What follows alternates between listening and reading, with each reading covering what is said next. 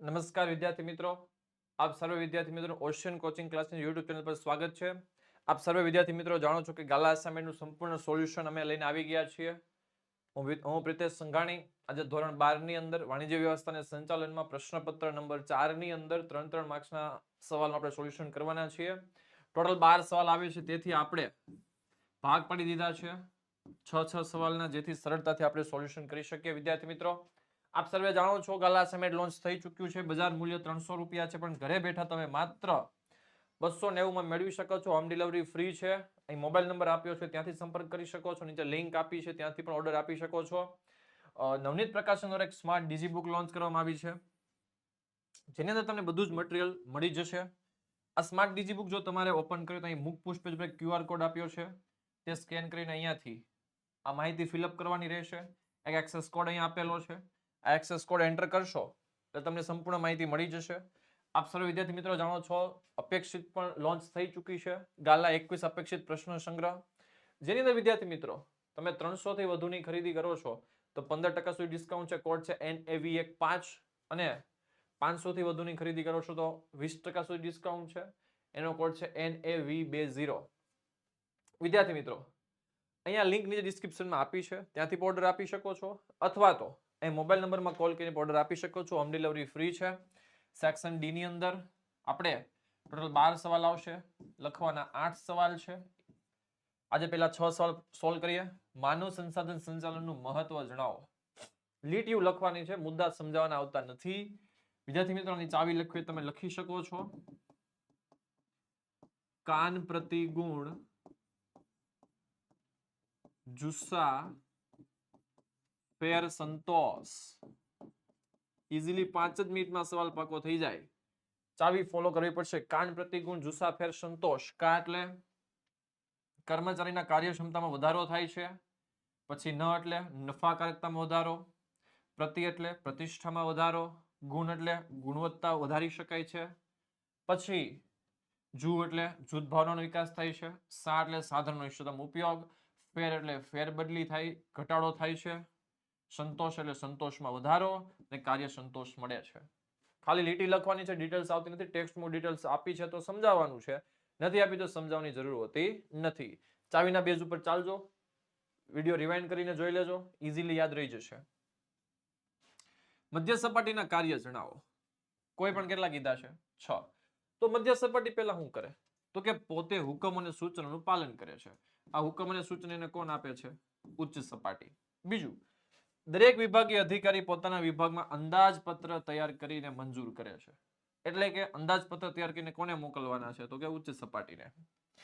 ધ્યેય સિદ્ધિ અંગે જરૂરી નીતિ, નિયમો અને માળખાકીય રચના કરે છે, અને એ પણ ઉચ્ચ સપાટીના આધારે નક્કી થાય છે.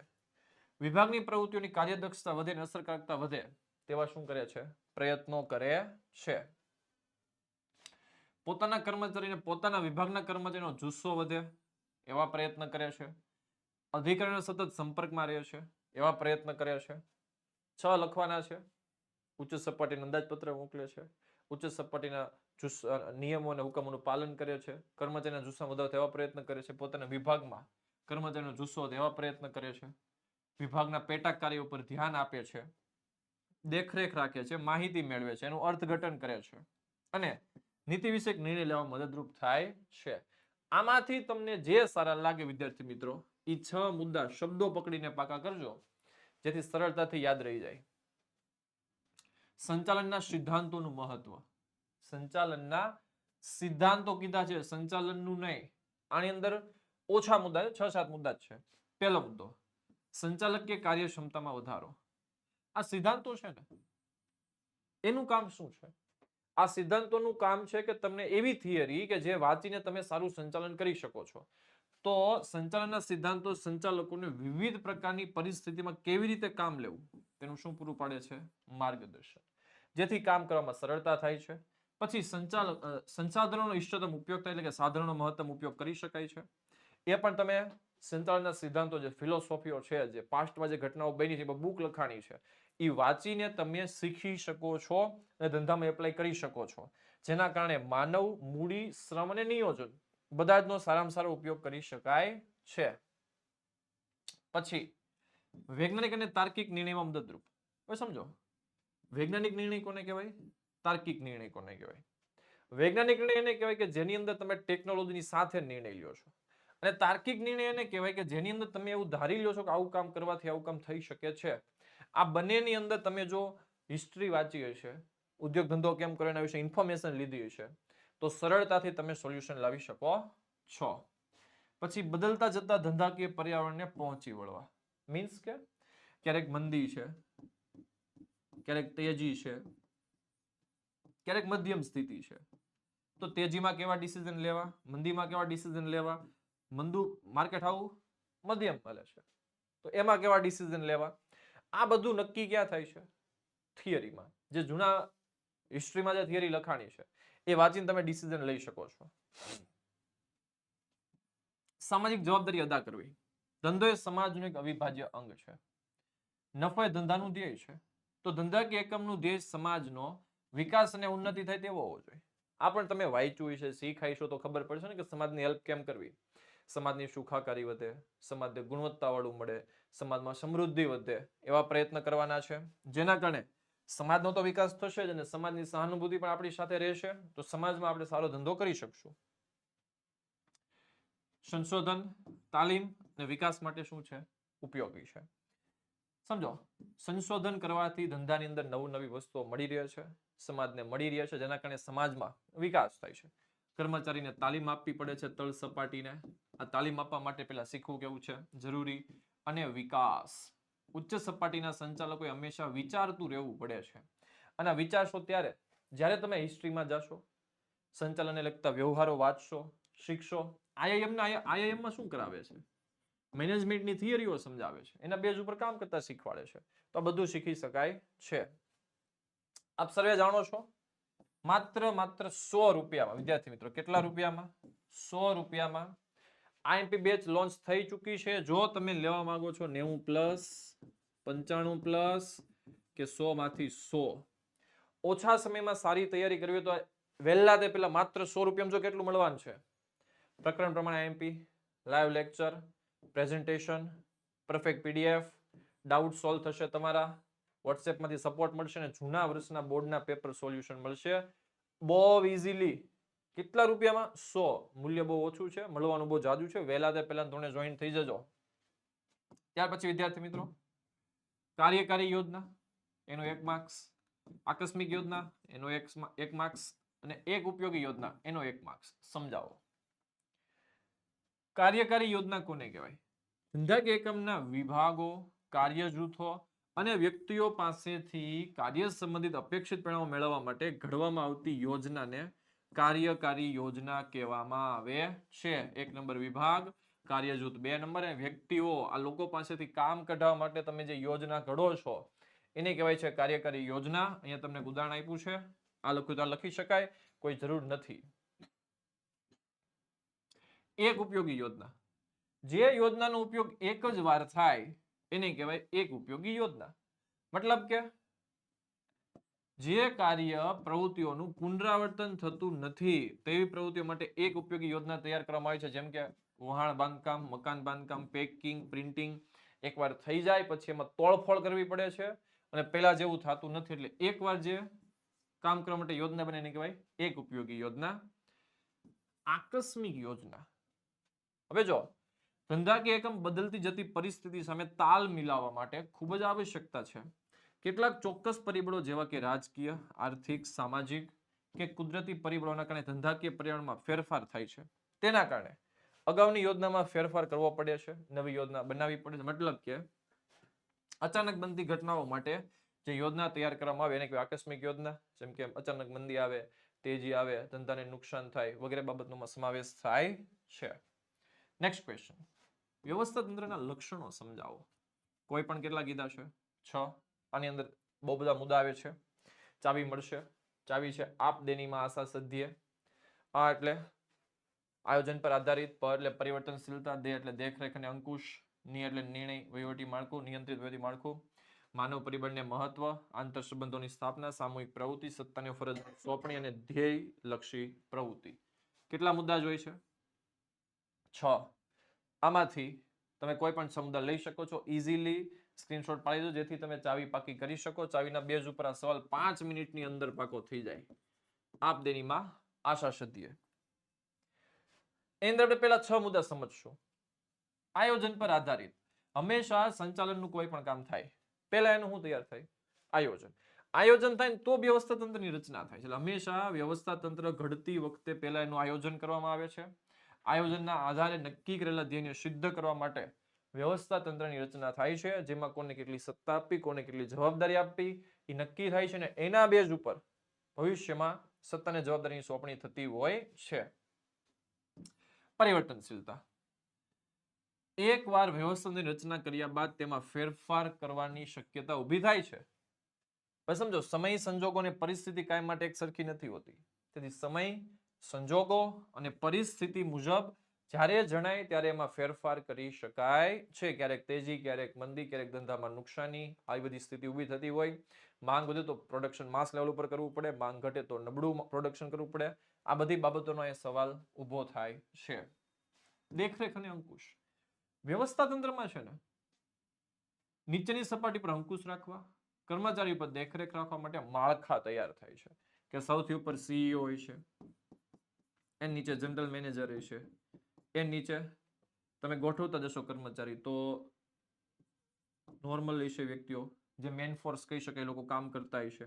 આ લોકો ફેક્ટરીમાં હશે.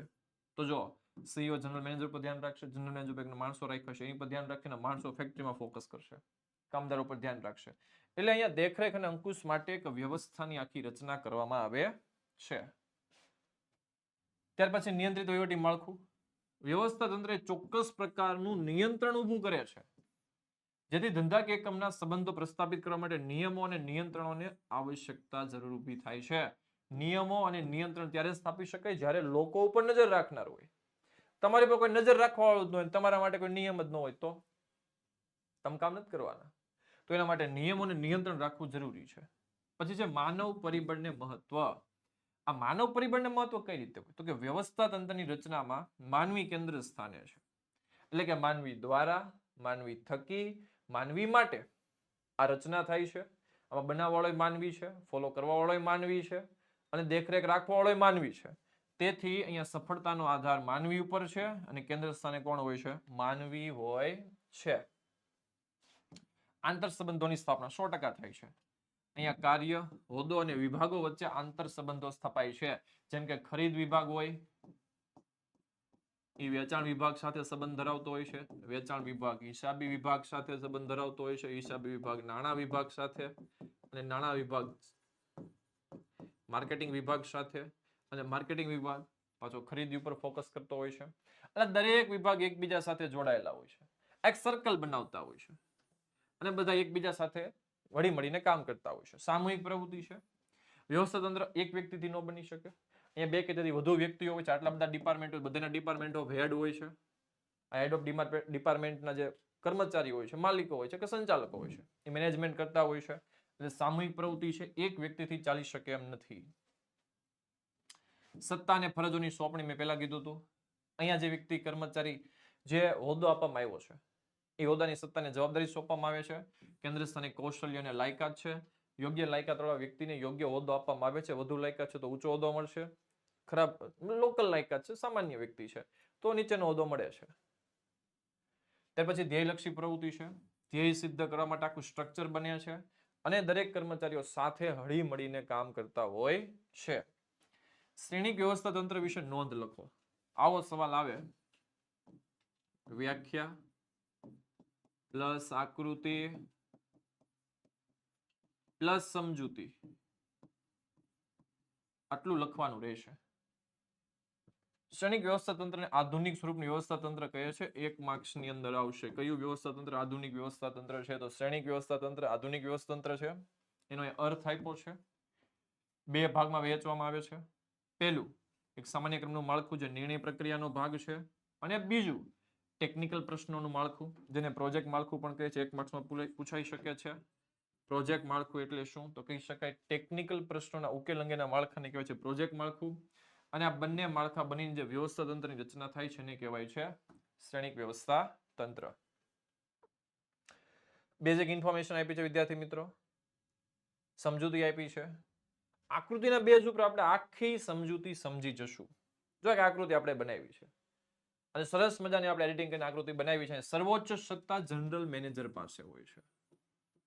કોની પાસે હોય છે વિદ્યાર્થી મિત્રો? સર્વોચ્ચ સત્તા જનરલ મેનેજર પાસે. અને આ જનરલ મેનેજર શું કરે છે એ જોવો તમે. હવે જનરલ મેનેજર બે લોકોને સત્તા આપશે. એક હોય છે પ્રોજેક્ટ મેનેજર, જે કાંઈ કામ થાય એ બધા કામ પ્રોજેક્ટ મેનેજર કોને મોકલાવે છે? જનરલ મેનેજરને. અને જનરલ મેનેજર નીચે પાછા 4 ડિપાર્ટમેન્ટ છે: ઉત્પાદન, ખરીદી, ઇજનેરી, સંશોધન અને વિકાસ. અહીંયા જનરલ મેનેજર પર્સનલી આ 4 ડિપાર્ટમેન્ટ ઉપર છે ધ્યાન રાખે છે. આ 4 ડિપાર્ટમેન્ટ બધા સાથે જોડાયેલા છે. એટલે ઊભી 4 લીટી ચકાચક દોરી નાખવાની. અને જ્યાં જ્યાં તમારા પ્રોજેક્ટ, જો આ બધું ઓફિસ વર્ક છે, આ આખો ડિપાર્ટમેન્ટ છે ને એ ઓફિસ થી મેનેજ થાય છે. અને આ આખો ડિપાર્ટમેન્ટ છે ને એ સાઇટ ઉપર ચાલે છે. જ્યાં તમે કામ કરો છો, તમારી ફેક્ટરીઓ છે, 1 2 3 જેટલી ફેક્ટરી હોય એટલી. તો પહેલી ફેક્ટરી આપણી સુરતમાં છે, તો એક ફેક્ટરી સંભાળે છે. બીજી ફેક્ટરી આપણી છે અમદાવાદમાં, ન્યાય એક સંચાલક છે. ત્રીજી ફેક્ટરી છે આપણી ઉદાહરણ તરીકે કોલકાતામાં, તો ન્યાય એક સંભાળે છે. અને આ બધા ઉપર નજર કોણ રાખે છે? Project manager. અને આ બધાએ એકબીજા સાથે જોડાયેલું પાછું ઓફિસમાં રહેવાનું છે. અને ઓફિસ પણ આ લોકોને ડિટેલ્સ બધી મોકલાવે છે. એટલે જનરલ મેનેજર ઓફિસથી આ બધું મેનેજ કરાવે છે અને પ્રોજેક્ટ મેનેજર જે કામ ચાલે છે એ જનરલ મેનેજરને મોકલતો હોય છે. અને એકબીજા સાથે બધા જોડાઈને કામ કરતા હોય છે. હવે આ સમજાવી કેમ? તો લખવાનું. આ વ્યવસ્થા તંત્રમાં સર્વોચ્ચ સત્તા જનરલ મેનેજર પાસે હોય છે. એક મુદ્દો થયો. બીજો મુદ્દો, આ વ્યવસ્થા તંત્રમાં 4 વિભાગ હોય છે નિયમિત નિર્ણયના ક્રમ માટે: ઉત્પાદન વિભાગ, ખરીદી વિભાગ, ઇજનેરી વિભાગ અને સંશોધન અને વિકાસ વિભાગ. હવે આ 4 ડિપાર્ટમેન્ટ પ્રોજેક્ટ મેનેજર સાથે જોડાયેલા હોય છે, જેમાં જેટલા પ્રોજેક્ટ ચાલતા હોય છે એ અનુસાર સંચાલકો તૈયાર કરવામાં આવે છે. આ વ્યવસ્થા તંત્રનો પ્રવાહ બેવડો છે. બેવડો છે એટલે દારૂ પી ગયો છે. બેવડો છે એટલે એક પ્રવાહ જનરલ મેનેજર અહીં નીચે મોકલાવે છે અને એક પ્રવાહ જનરલ મેનેજર અહીં પ્રોજેક્ટ મેનેજરને મોકલાવે છે. બે રીતે જોડાયેલો છે.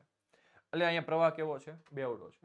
આવી રીતે સપોર્ટિવ ઇન્ફોર્મેશન આપણે બધી બનાવીને લખી નાખવાની છે. વિદ્યાર્થી મિત્રો, એક જે લોકો આઈએમપી ગ્રુપમાં જોઈન થાય છે તો પહેલા ધોરણે પહેલામાં જોઈન થઈ જાવ તમે. અને અહીંયા વોટ્સએપ સપોર્ટ તમને મળશે. આ મોબાઈલ નંબર પર કોલ કરીને વોટ્સએપ સપોર્ટ તમે લઈ શકો છો. ગ્રુપમાં જોઈન થઈ શકો છો. અને બોર્ડની પરીક્ષા નજીક આવે છે તો ઝડપ રાખજો થોડીક. અને આઈએમપી બેન્ચમાં હું તો તમને સજેસ્ટ કરીશ કે તમે જોઈન થાવ અને ખૂબ સારું રિઝલ્ટ લાવો. Thank you so much. આવી જ રીતે આપણે જોડાતા રહીશું અને સોલ્યુશન કરતા રહીશું. Thank you.